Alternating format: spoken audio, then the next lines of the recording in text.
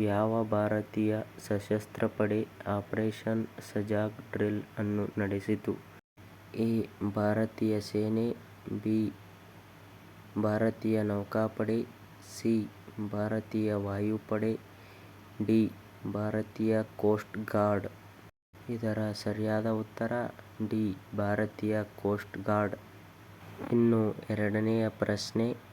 ವರುಣ ಯಾವ ದೇಶಗಳ ನೌಕಾಪಡೆಗಳ ನಡುವಿನ ದ್ವಿಪಕ್ಷೀಯ ಸಮರಾಭ್ಯಾಸವಾಗಿದೆ? ಎ. ಭಾರತ ಮತ್ತು ಫ್ರಾನ್ಸ್, ಬಿ. ಭಾರತ ಮತ್ತು ಶ್ರೀಲಂಕಾ, ಸಿ. ಭಾರತ ಮತ್ತು ಆಸ್ಟ್ರೇಲಿಯಾ, ಡಿ. ಭಾರತ ಮತ್ತು USA. ಇದರ ಸರಿಯಾದ ಉತ್ತರ ಎ. ಭಾರತ ಮತ್ತು ಫ್ರಾನ್ಸ್. ಮೂರನೆಯ ಪ್ರಶ್ನೆ. ಕೆಳಗಿನ ಯಾವ ಪಾಲರಾಜರು ವಿಕ್ರಮಶಿಲಾ ವಿಶ್ವವಿದ್ಯಾಲಯವನ್ನು ಸ್ಥಾಪಿಸಿದರು? A. Gopala, B. Dharmapala, C. Devapala, D. Mahendrapala. ಇದರ ಉತ್ತರ ಬಿ. ಧರ್ಮಪಾಲ. ನಾಲ್ಕನೆಯ ಪ್ರಶ್ನೆ. ಯಾವ ನಗರದಲ್ಲಿ ಸೆಂಟ್ರಲ್ ಬ್ಯೂರೋ ಆಫ್ ಇರಿಗೇಷನ್ (ಸಿಬಿಐ) ಅಕಾಡೆಮಿ ಎಲ್ಲಿದೆ? A. Mysuru, B. Ghaziabad, C. New Delhi, D. Pune. ಇದರ ಸರಿಯಾದ ಉತ್ತರ ಬಿ. ಗಾಜಿಯಾಬಾದ್. ಐದನೆಯ ಪ್ರಶ್ನೆ.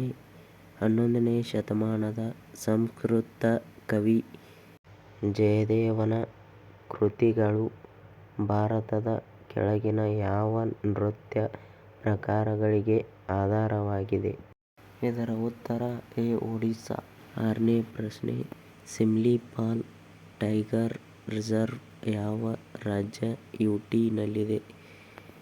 A. Uttarakhand, B. Odisha, C. ಪಶ್ಚಿಮ ಬಂಗಾಳ, ಡಿ. ಅಸ್ಸಾಂ. ಇದರ ಉತ್ತರ ಬಿ. ಒಡಿಸ್ಸಾ ಆಗಿದೆ. ಇನ್ನು ಏಳನೇ ಪ್ರಶ್ನೆ.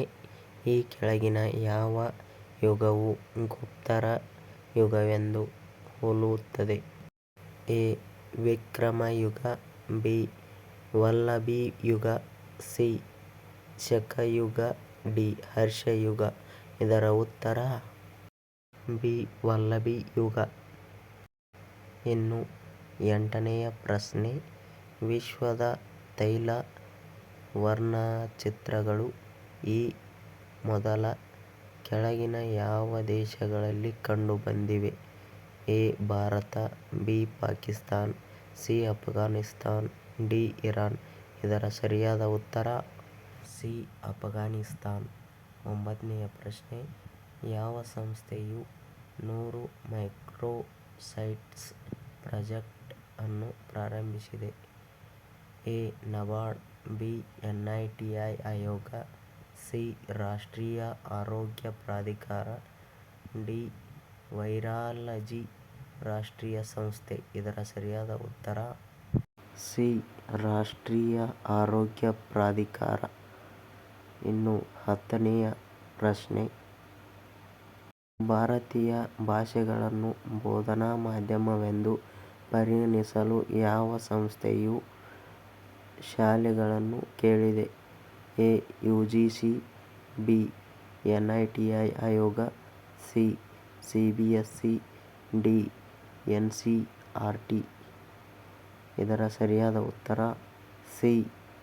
CBSE. ಧನ್ಯವಾದಗಳು. ಮತ್ತೆ ಮುಂದಿನ ಕ್ಲಾಸ್ನಲ್ಲಿ ಭೇಟಿಯಾಗೋಣ.